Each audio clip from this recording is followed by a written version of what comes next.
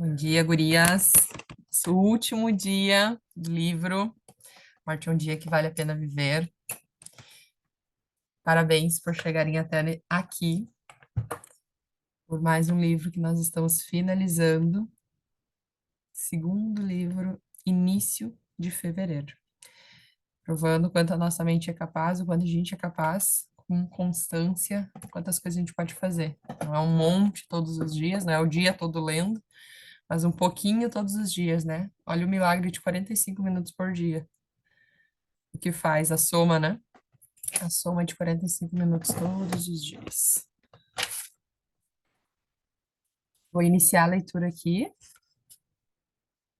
depois já passo para as meninas aí ler.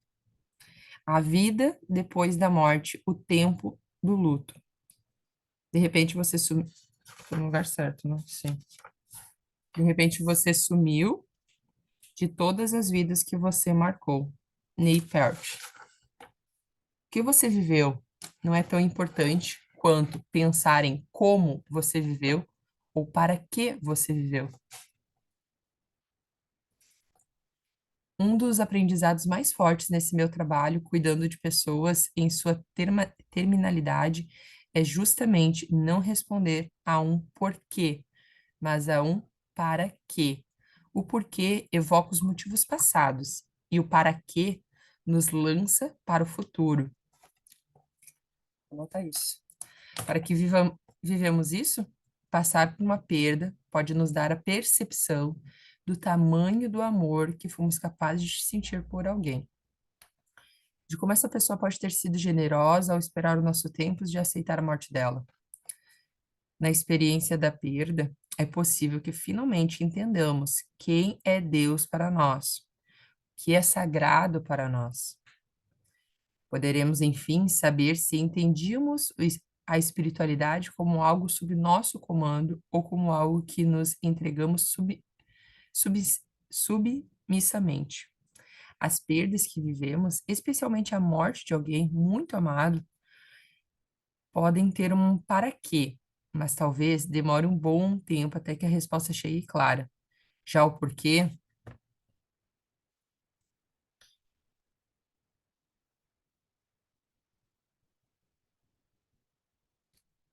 já o porquê nunca terá uma resposta satisfatória, ainda que dediquemos a vida a buscá-lo.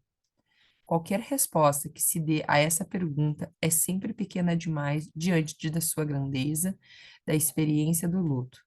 Não farei aqui uma nova edição de tudo o que já foi escrito sobre luto. Tentarei apresentar uma nova perspectiva sobre a experiência humana tão complexa e absoluta que é perder alguém muito importante. Primeira coisa é que a pessoa que morre não leva consigo a história de vida que compartilhou com aqueles que conviveram com ela e para quem se tornou importante ao longo da sua vida. Não existe a possibilidade de haver uma morte absoluta, de desintegração de todas as dimensões de um ser humano cuja existência teve algum sentido na vida de outros seres humanos. Quando a morte acontece, ela não diz respeito ao corpo físico. Meu pai morreu, mas continua sendo meu pai. Tudo que me ensinou, tudo que me disse, tudo que vivemos juntos continua vivo em mim. As duas únicas verdades em que preciso aprender a lidar a partir da morte dele são essas. Primeiro, que ele se tornou invisível. Segundo, que não teremos um futuro compartilhado na nossa relação. Haverá momentos em que pensarei nele, sentirei muita saudade. Refletirei sobre os conselhos que me daria diante de dilemas que ainda virão. Mas ao, a depender de como eu decidir viver meu luto por sua morte, saberei encontrá-lo dentro de mim, nessas experiências que ainda me aguardam. O processo de luto se inicia com a morte de alguém que tem grande importância na sua vida. Nem sempre o vínculo importante é feito só de amor. Quanto mais estiver contaminado de sentimentos complexos, como medo, ódio, mágoa ou culpa, mais difícil será enfrentar o processo. Quando o vínculo rompido será feito de amor genuíno, então temos muita dor Mas, ao mesmo tempo, esse amor vai nos levar para o caminho mais breve em relação ao alívio. A dor do luto é proporcional à intensidade do amor vivido na relação que foi corrompida pela morte, mas também é por meio desse amor que conseguimos nos reconstruir.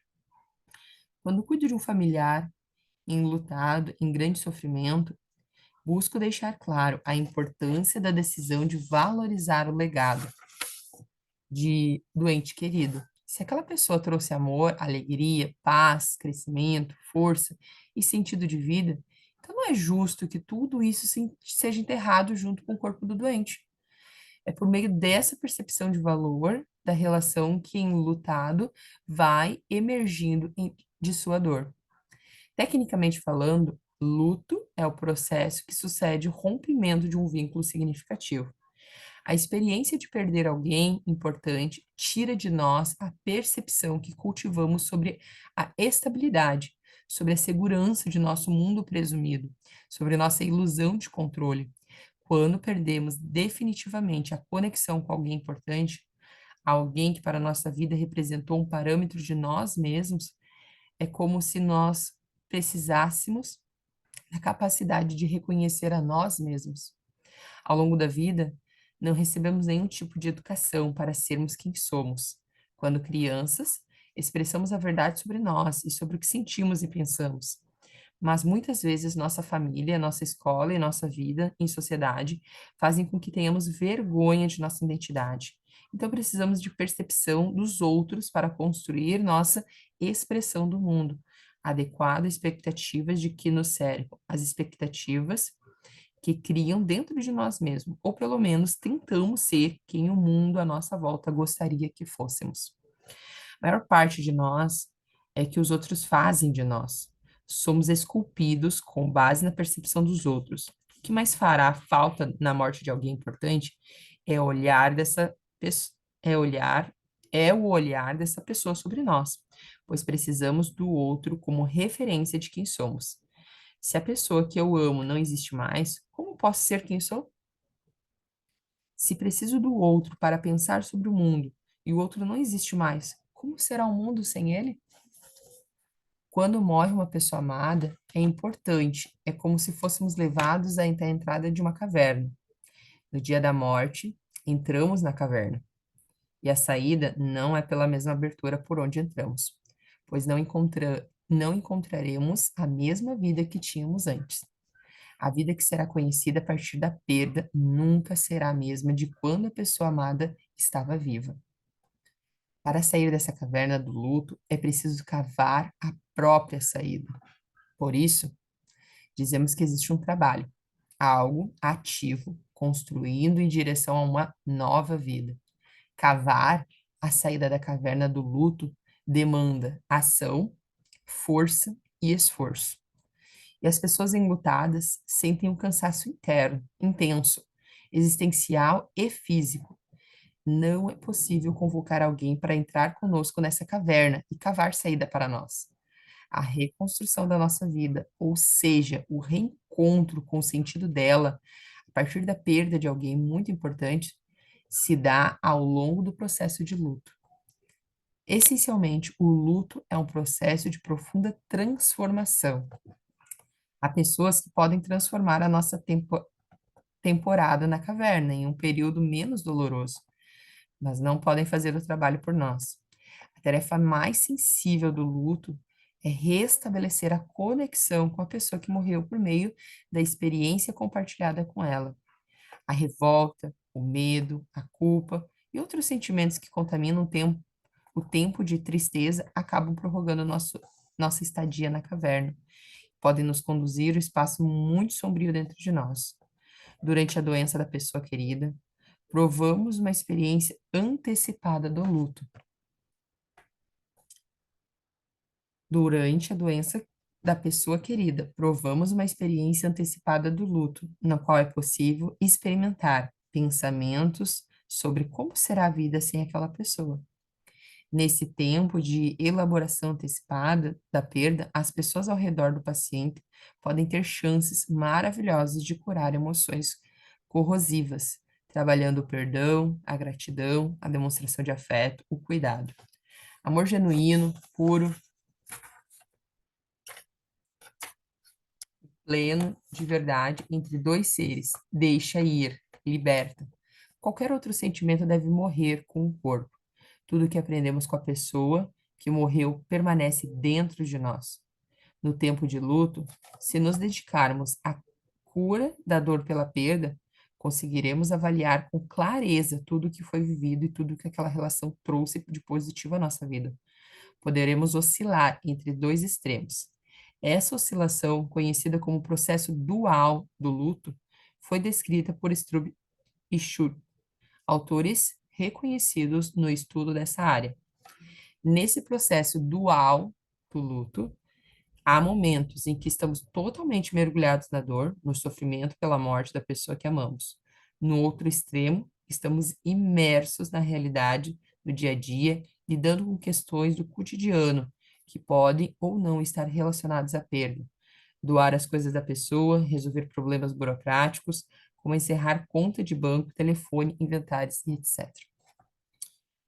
No momento extremo da dor, vem a tristeza, o choro, o desespero, a raiva. Todos esses sentimentos devem ser aceitos e experimentados. Quando me pergunto se podem chorar, eu digo: chore, mas chore muito, mesmo. Deixe o corpo inteiro chorar, estremeça, grite, deite na cama e esperneie. Permita-se e abra-se a esse encontro pleno com a dor. Aceite essa condição, e é mágico como a dor passa quando aceitamos sua presença. Olhamos para a dor de frente, pois ela tem nome e sobrenome. Quando reconhecemos esse sofrimento, ela quase sempre se encolhe. Quando negamos, ele se apodera da nossa vida inteira. Não existe nada de errado em ficar triste, pois a tristeza é uma experiência necessária para todo o processo de luto, saudável. Apesar de vivermos sob uma falsa impressão de que temos a obrigação de estar sempre sorrindo e felizes, não é proibido ficar triste. Se as pessoas à nossa volta nos cobram demais a superação, entendemos que elas sofrem por nos ver sofrer, já que não sabem estar ao nosso lado durante essa fase, e já que não sabem como reagir se estivessem ao nosso lugar. Lutam com todos os argumentos para tirar a nossa dor na frente. A maioria das pessoas não sabe lidar com a tristeza de quem está perdendo uma pessoa importante, e muito menos lidar com o sofrimento de quem acabou de perder alguém. Querem que o enlutado vá ao médico e logo comece a tomar antidepressivos. Querem abreviar o tempo da dor. Mas o uso indevido da medicação antidepressiva ou de calmantes no período de luto pode levar o enlutado a uma anestesia emocional e persecução devastadoras. Repercussão devastadora. Tais substâncias evitam o sentimento de dor, mas também vedam a capacidade de sentir alegria. Tristeza não é depressão. Nesse tempo de extremos, quando a vida nos empurra ao encontro da normalidade, do cotidiano, podem acontecer momentos de alegria e satisfação. Uma conquista de outra familiar ou de outra pessoa amada. O enlutado volta a sorrir. O problema na nossa sociedade esquizoide é que a alegria demais no tempo de luto também não é algo que pega bem. É comum que as pessoas enlutadas se sintam culpadas por terem motivos e vontade de sorrir em meio a um processo de luto. Elas me perguntam se é normal dar risada, e eu digo: se o tempo é de chorar, pode rir até chorar, pode morrer de rir até. É permitido ficar triste até a última lágrima, dar risada até estremecer. Faz muito bem nos lembrarmos dos momentos engraçados que vivemos com a pessoa que morreu. Quando eu recebo alguém enlutado, peço que enumere tudo de bom que a pessoa falecida ensinou a ela. Depois, sugiro que me conte alguns momentos muito engraçados que viveram juntos. Com esses dois convites, assisto um tempo lindo bem na minha frente. Quando o enlutado volta, a se encontrar com esse seu ente querido de um jeito novo, em meio à dor. Quase sempre ele fala sobre a perda, a doença, o sofrimento e a morte. Mas quando provoca lembranças da vida em comum, lembranças boas, intensas, transformadoras, trago de volta a essência daquela relação. É nessa conversa que posso mostrar ao enlutado como a vida deixada por aquela pessoa que morreu é plena de significado. Afinal, o aprendizado e a história em comum não morreram nunca, não morrem nunca. O enle- o enlutado jamais será privado das lembranças e dos sentimentos. O amor não morre com o corpo físico. O amor sempre permanece. Se você perdeu ou está perdendo alguém que ama muito, faça esse exercício. Enumere o que aprendeu e, em seguida, relembre dias muito engraçados com aquela pessoa. Medite sobre as risadas altas que essas lembranças desencadearão. As lágrimas que você vai verter nesse processo aliviarão muito a sua dor. As lágrimas são feitas de água salgada, como um mar. Chorar essa emoção é como tomar banho de mar de dentro para fora. Tudo pode morrer, exceto o amor. Só o amor merece a imortalidade dentro de nós.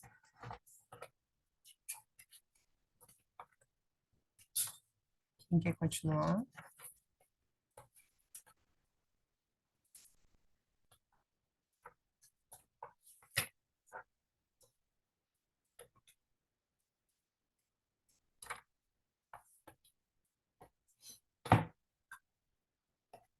Eu posso ler, Dai.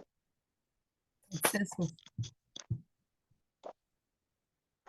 As coisas em geral não são tão fáceis de aprender e dizer como normalmente nos querem levar a acreditar.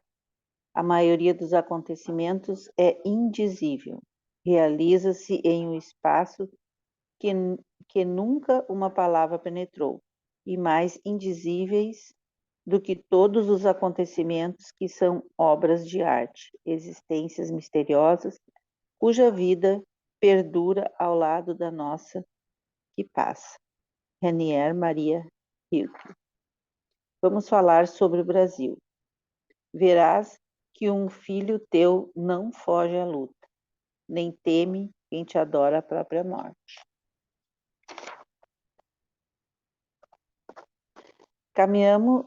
Caminhamos sobre a pauta de cuidados paliativos em nosso país há quase 30 anos, mas os resultados dos primeiros esforços nesse sentido começaram a aparecer de verdade há pouco mais de 7 ou 8 anos.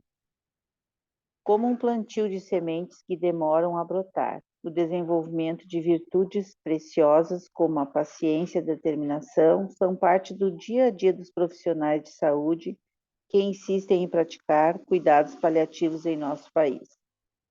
Há muita discussão sobre os motivos pelos quais estamos quase 30 anos atrasados em relação ao patamar de qualidade em que se encontram os países da América do Norte e da Europa. Para termos uma ideia do processo, existem atualmente no Brasil cerca de 180 serviços de cuidados paliativos, a maioria deles públicos, enquanto nos Estados Unidos há mais de 4.000. A imaturidade tem sido a justificativa mais comentada para isso. Mas, revisando o passado, entendo que nossa sociedade é feita basicamente de descendentes de imigrantes, já que os brasileiros nativos eram os índios. E entre esses, a preservação da cultura de origem é bem mais respeitada. Esses imigrantes vieram para o Brasil em busca de oportunidades que não foram capazes de encontrar em seu país de origem. Fugindo de guerras, fome, escravidão e morte, atravessaram o oceano para se encantar com esta terra quase prometida, farta de beleza, de espaço, de fertilidade. Assim aprenderam a reconstruir as expectativas de uma vida feliz. Como fugiram da morte, esse tema ficou impossibilitado de reinar em seus pensamentos durante a vida por aqui. Penso que, por isso, nossa brasilidade não nos permite conversar sobre o assunto. Os que permaneceram em seu país de origem souberam que a morte chega, mas a vida prevalece. Vieram guerras, recessão, fome, mas também veio a reconstrução, o renascimento da esperança a cada dia de luta e permanência na regeneração do dia a dia. Por aqui, os que chegaram conseguiram perpetuar o legado de manter sempre o olhar no horizonte, que não permite pensar na morte como possibilidade mais real do desfecho da vida humana. E assim seguimos, com o nosso jeitinho brasileiro de sempre saber como controlar as dificuldades e sorrir cada vez que conseguimos driblar os problemas. Assim caminha nossa humanidade. Mas ser desse jeito não nos privou de experimentar todo o sofrimento ao alcance de uma doença que chega sem se importar com o nosso corpo, nossos medos, nossos amores. As doenças vêm e ameaçam a continuidade da vida. Não importa a origem do ser humano que adoece, o sofrimento vai fazer morada em sua vida. E, se não houver como amenizar tudo isso, o fim será quase sempre um horror. Segundo uma pesquisa da The Economist de 2015, já citada em outro capítulo, o Brasil ficou em 42º lugar num ranking de qualidade de morte, entre 83 países avaliados. Uganda, em 2020, estava atrás de nós nessa classificação. Passou à nossa frente por ter tido a chance de experimentar o surgimento das políticas públicas de assistência em cuidados paliativos. Fato que leva esses cuidados a um novo patamar de evolução. Em 2016, dando continuidade ao trabalho incansável da equipe que o antecedeu, Dr. Daniel Forte, ao lado de toda uma equipe compromissada e parceira, alcançou um espaço jamais sonhado junto ao Poder Federal de nosso país. Após dezenas de reuniões e e-mails, discussões abertas e muita determinação, finalmente nós tivemos, em 2018, a aprovação e publicação no Diário Oficial da União das Políticas Públicas de Cuidados Paliativos no Brasil. Dessa forma, o Estado afirma que os cuidados paliativos são uma necessidade da sociedade, um direito, não mais restrito. Cerca de 75% da população brasileira, mais de 155 milhões de pessoas atendidas pelo SUS, terá acesso a essa abordagem tão valiosa e tão necessária quando tiver que enfrentar uma doença que ameace a continuidade de sua vida. Isso é um verdadeiro salto quântico em nossa jornada rumo à excelência de cuidados paliativos em nosso país. Não tenho dúvida de que a sociedade também caminha agora mais consciente e mais orientada em relação à necessidade de pensar e conversar sobre a morte ainda enquanto estamos bem de saúde. Então, juntos, profissionais de saúde, pacientes, familiares, sociedade em geral, vamos lado a lado em direção a essa verdadeira terra prometida, que cuida, que salva vidas, que protege do sofrimento insano e desnecessário. Somos capazes de fazer uma história belíssima dos cuidados paliativos aqui no Brasil e também no mundo, pois, como já mencionei muitas vezes em minha carreira, temos um entusiasmo próprio de quem sabe viver a esperança de dias melhores. Mas nosso desafio permanece entranhado nessa cultura de não pensar, não falar, não sentir nada sobre a morte. Numa pesquisa de 2018, solicitada pelo Sindicato dos Cemitérios e Crematórios Particulares do Brasil, SINCEP, e realizada pelo estúdio IDEA,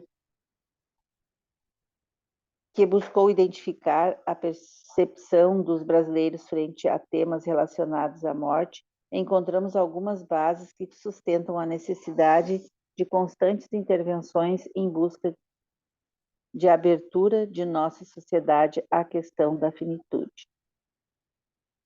Entre os principais resultados está a baixa presença do assunto no dia a dia. 74% afirmam não falar sobre morte no cotidiano. Os brasileiros associam também a morte a sentimentos difíceis como tristeza, 63%, dor, 55%, saudade, 55%, sofrimento, 51%, medo, 44%.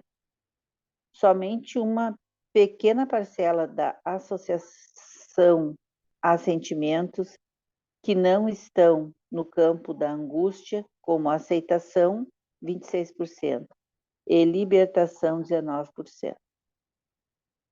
Essa dificuldade diante do assunto, porém, é reconhecida entre os entrevistados.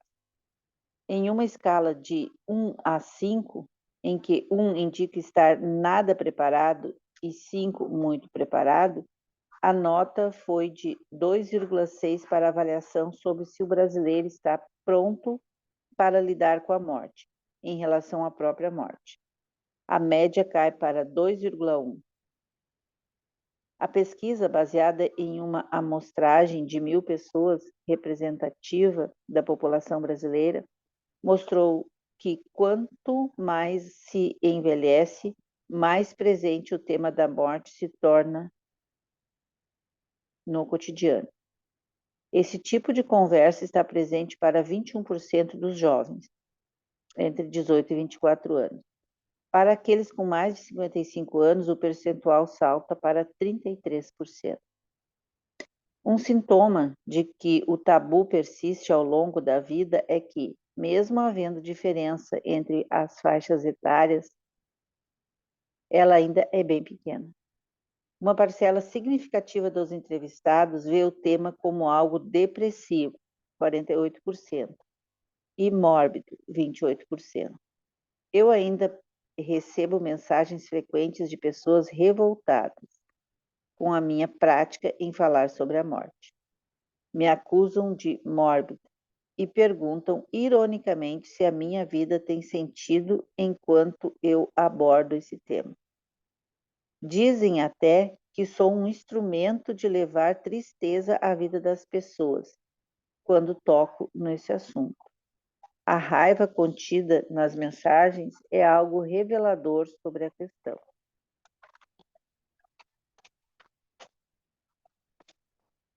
A pesquisa mostrou também que os brasileiros têm ressalvas sobre como e com quem falar sobre a morte. 55% concordaram que é importante conversar sobre a morte, mas as pessoas geralmente não estão preparadas para ouvir. No jogo Cartas das Escolhas Sagradas, a Associação Casa do Cuidar, para uso entre pessoas com doenças em fase mais avançada e que desejam falar sobre o que é importante para elas, neste momento, uma das cartas mais significativas diz: ser capaz de conversar sobre o que me assusta. Considero que a carta mais próxima desta seria: ter alguém que me escute. Se para 57% dos entrevistados o tema permanece à esfera da intimidade, a maioria apontou amigos e parentes próximos como pessoas mais procuradas para conversar sobre isso. E apesar de ser o grande tabu, ninguém escapa de ter que lidar com isso em algum momento, seja quando se está gravemente doente ou por ocasião da morte de alguém muito próximo. Ainda temos muito que trabalhar para essa nova fase no Brasil. Certamente, esse avanço das políticas públicas deve nos aproximar de uma realidade mais humana e de maior qualidade técnica em relação aos cuidados dispensados ao sofrimento das pessoas adoecidas. Partimos agora rumo ao empenho na formação de profissionais de saúde e na sensibilização para a conversa responsável e compassiva sobre a nossa morte. Embora os avanços científicos na medicina tenham sequestrado a morte para dentro do hospital, quase como um evento proibido, ela precisa ser devolvida para a humanidade. Temos direito a uma morte digna, tanto quanto temos direito a uma vida digna.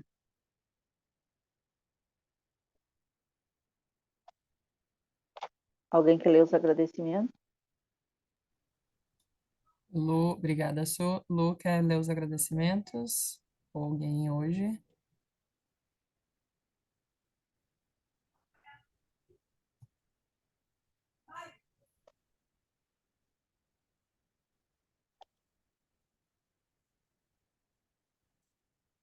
Meninas, alguém quer finalizar os agradecimentos?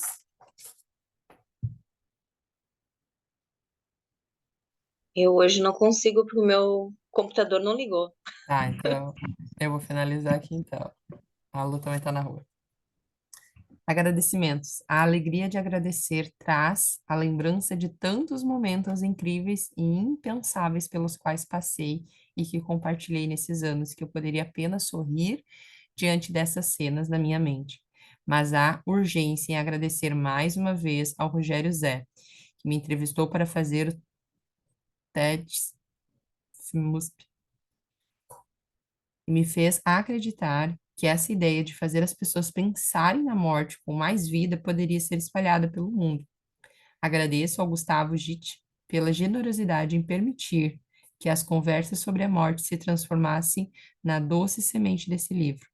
Agradeço o convite maravilhoso da Maria João para a escrita desse livro, ao Fábio Rubles, que cedeu seu tempo a seu espaço para que eu pudesse escrever com todo carinho e cuidado. Gratidão à paciência e ao comprometimento da Cibele Pedral nos ajustes do texto, que nos renderam lindos momentos acompanhados de bolo, café e muita inspiração.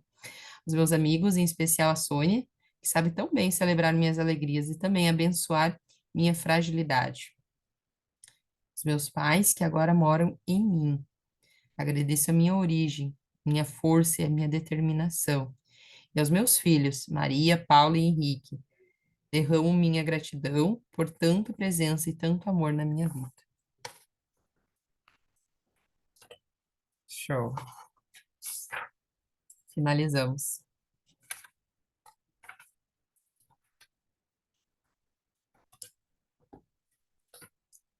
Eu ainda estou marcando algumas coisas.